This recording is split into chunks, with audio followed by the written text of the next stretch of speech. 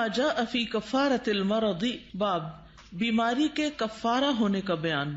ابو سعید خدری اور ابو ہریرہ رضی اللہ عنہما سے روایت ہے، وہ دونوں ہی نبی صلی اللہ علیہ وسلم سے روایت کرتے ہیں کہ آپ نے فرمایا، ما یصیب المسلم من نصب، نہیں پہنچتا کسی مسلمان کو کوئی دکھ، ولا وصب، اور نہ کوئی تکلیف، ولا ہم، اور نہ کوئی فکر فاقہ، ولا حزن، اور نہ کوئی صدمہ، ولا اذن، اور نہ کوئی تکلیف، ولا غم، اور نہ کوئی غم، حتی الشوکۃ یشاکھا، یہاں تک کہ کانٹا جو اس کو چبھتا ہے، الا کفر اللہ بہا من خطایاہ، مگر یہ کہ ان میں سے ہر بات کی وجہ سے اللہ تعالیٰ اس کے گناہ اتار دیتا ہے۔ کتنی تسلی والی حدیث ہے، دل کو سکون دینے والی حدیث ہے۔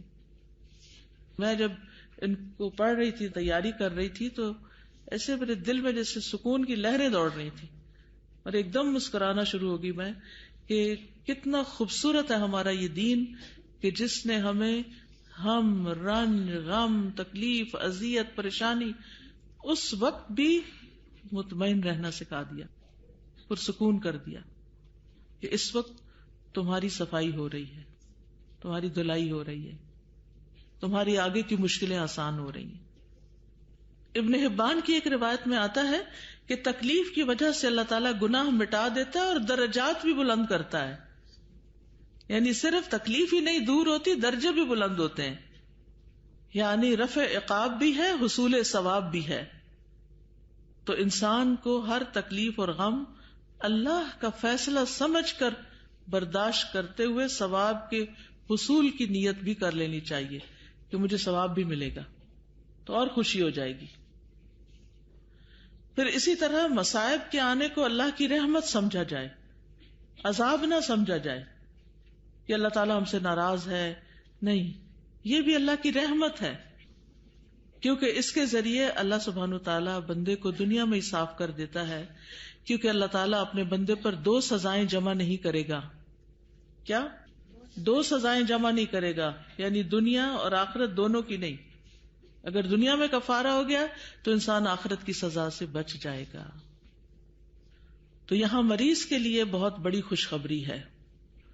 انس رضی اللہ عنہ کہتے ہیں کہ رسول اللہ صلی اللہ علیہ وسلم نے فرمایا، جب اللہ اپنے کسی بندے سے بھلائی کا ارادہ فرماتا ہے تو اس کے عذاب میں جلدی کرتا ہے، یعنی سزا دینے میں، اور دنیا میں ہی اس کا بدلہ دے دیتا ہے۔ اور جب اللہ اپنے کسی بندے کے ساتھ شر کا ارادہ کرتا ہے تو اس کے گناہوں کی سزا قیامت تک مؤخر کر دیتا ہے، حتیٰ کہ قیامت کے دن اس کو پورا پورا بدلہ ملے گا۔ اللہ اکبر! ہم کہاں اس قابل ہیں کہ وہاں کی سزا برداشت کر سکیں؟ اس کا یہ مطلب نہیں کہ تکلیف مانگی جائے، تکلیف اور مصیبت مانگنی نہیں چاہیے، لیکن اگر آ گئی ہے تو اس کو ہنسی خوشی برداشت کر لینا چاہیے۔ مومن پہ کوئی دن ایسا نہیں گزرتا نا جس میں اس کو کوئی نہ کوئی یا بات سننی پڑ جاتی ہے، یا کوئی پریشان کن خبر، یا کسی کی دکھ بیماری، یعنی اپنی نہیں بھی تو کسی اور کی سن کے پریشانی لاحق ہو جاتی ہے، کبھی کسی کی یاد ستاتی ہے، کبھی کچھ ہوتا ہے، کبھی کچھ ہوتا ہے، یعنی کچھ نہ کچھ بے چینی، پریشانی، انسان کو دکھ لگا رہتا ہے۔ کبھی اولاد کی نافرمانی ستاتی ہے انسان کو، کبھی والدین کے دکھ ستاتے ہیں، کبھی بہن بھائیوں پہ آنے والی کوئی مشکل انسان کو پریشان کرتی ہے۔ یعنی جب اپنے اوپر ساری راحتیں اور نعمتیں بھی ہوں نا بندے پہ، ہر لحاظ سے مطمئن ہے، جان مال ہر چیز میں عافیت ہے، تو ماں باپ کو دیکھ کے پریشان ہو جائیں گے، ان کو دیکھ کے رونے لگ جائیں گے کہ ان کو کیوں تکلیف ہے، کسی اور پیارے کے بارے میں سنیں گے، بچے کو دیکھیں گے اس کو کوئی تکلیف، اس پہ رونا آئے گا۔ یعنی دنیا میں چین تو ہے ہی نہیں۔ تو چین کیا چیز دیتی ہے؟ یہ دین دیتا ہے کہ اس وقت بھی انسان مسکراتا رہتا ہے پھر کہ میرے لیے اس میں بھی کوئی خیر اور بلائی ہے، اس میں بھی خیر ہے، اس میں بھی خیر ہے۔ تو مومن کا مرض اس کے لیے خیر کا باعث ہوتا ہے۔ صہیب رضی اللہ عنہ سے مروی ہے، وہ کہتے ہیں ایک مرتبہ رسول اللہ صلی اللہ علیہ وسلم اپنے صحابہ کے ساتھ بیٹھے ہوئے تھے کہ مسکرانے لگے، پھر فرمایا تم مجھ سے پوچھتے کیوں نہیں کہ میں کیوں مسکرا رہا ہوں؟ صحابہ نے عرض کیا اللہ کے رسول آپ کیوں ہنس رہے ہیں؟ آپ نے فرمایا مجھے تو مومن کے معاملے پر تعجب ہوتا ہے بے شک اس کا سارا معاملہ خیر ہی خیر پر مشتمل ہے.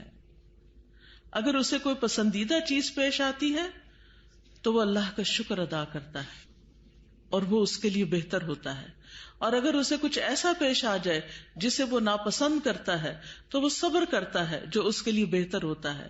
اور مومن کے علاوہ کسی اور کو ہر معاملے میں ایسی خیر حاصل نہیں، یعنی اس طرح کی خیر حاصل نہیں ہوتی. پھر اسی طرح جو مومن بیماری پہ راضی رہتا ہے کہ کوئی بات نہیں، اللہ نے بھیجی ہے، اللہ ہی ٹالے گا، اللہ ہی کی مرضی سے آئی ہے، تو راضی رہنے والے مریض سے اللہ محبت کرتا ہے. اس کا مطلب نہیں کہ وہ علاج نہیں کرواتا، نہیں، علاج بھی کرواتا ہے، لیکن شفا بھی تو اللہ کے اذن سے ہی ہوتی ہے. رسول اللہ صلی اللہ علیہ وسلم نے فرمایا، بے شک زیادہ ثواب بڑی آزمائش کے ساتھ ہے، اور بے شک اللہ جب کسی قوم سے محبت کرتا ہے انہیں آزمائش میں مبتلا کر دیتا ہے. بس جو راضی ہو جائے اس کے لیے رضا ہے، اور جو ناراض ہو اس کے لیے ناراضگی مقدر ہو جاتی ہے. مرض مریض کے لیے ایک خوشخبری ہے. آپ صلی اللہ علیہ وسلم ام علا کی عیادت کے لیے تشریف لے گئے جب وہ بیمار تھی، تو آپ نے فرمایا، ابشری، اے ام علا خوش ہو جاؤ، مسلمان کے مرض کی وجہ سے اللہ اس کی خطائیں دور فرما دیتا ہے، جیسے آگ سونے اور چاندی کا کھوٹ ختم کر دیتی. تو انسان کے اندر جو نفاق کی کچھ کیفیات ہوتی ہیں وہ بھی دور ہو جاتی ہیں. اللہ تعالیٰ کی ناراضگی دور کرنے کا سبب ہے بیماری، گناہوں اور برائیوں کا کفارہ ہے. نبی صلی اللہ علیہ وسلم نے فرمایا، مسند احمد کی روایت ہے، مومن مرد اور مومن عورت پر جسمانی یا مالی یا اس کی اولاد کی طرف سے مستقل پریشانیاں آتی رہتی ہیں، یہاں تک کہ جب وہ اللہ سے ملتا ہے تو اس کا ایک گناہ بھی باقی نہیں ہوتا، صاف ستھرا. تو آپ نے دیکھا ہوگا کہ کچھ لوگ بہت دیر بیمار رہ کر فوت ہوتے ہیں، تو لوگ ان پر بڑا ترس کھاتے ہیں اور کہتے ہیں پتہ نہیں کس شامت میں پکڑے گئے ہیں یا ایسی کچھ چیزیں. لیکن وہ جتنی بھی دیر بیمار رہتے ہیں وہ بیماری ان کے گناہوں کا کفارہ بنتی چلی جاتی ہے. ابو سعید خدری سے روایت ہے کہ ایک شخص نے رسول اللہ صلی اللہ علیہ وسلم سے عرض کیا، آپ کی کیا رائے ہے، یہ بیماریاں جو ہمیں لاحق ہوتی ہیں ان میں ہمارے لیے کیا ہے؟ آپ نے فرمایا، یہ کفارہ ہوتی ہیں. ابی ابن کعب نے پوچھا، اگرچہ وہ قلیل ہو، تھوڑی سی بھی ہو؟ فرمایا، ہاں، خواہ ایک کانٹا چبھے یا اس سے بھی کم ہو. تو اس سے بھی پتہ چلتا ہے کہ معمولی بیماری بھی گناہوں کا کفارہ ہوتی ہے. کوئی چوٹ لگ جاتی ہے، کوئی ٹھوکر لگ جاتی ہے، کوئی کانٹا چبھ جاتا ہے، اور پھر جب انسان اللہ کی رضا میں راضی ہوتا ہے اور وہ بستر سے اٹھتا ہے تو وہ اپنے گناہوں سے اس دن اس طرح پاک صاف ہوتا ہے جیسے اس دن تھا جب اس کی ماں نے اس کو جنم دیا ہے. اور بیماری کی حالت میں اس کے سارے نیک اعمال بھی جو صحت کی حالت میں وہ کرتا تھا وہ بھی لکھے چلے جاتے ہیں. رنج و غم بھی گناہوں کے کفارے کا ذریعہ ہے، جیسے اس حدیث سے پتہ چل رہا ہے. صحیح مسلم میں بھی ایسی حدیث آئی ہے. اسی طرح پاک ہونے کا سبب ہے، نیکیوں میں اضافے کا سبب ہے. یعنی مومن کو کانٹا چبھتا ہے تو اس کے بدلے اللہ تعالیٰ ایک نیکی لکھ دیتا ہے.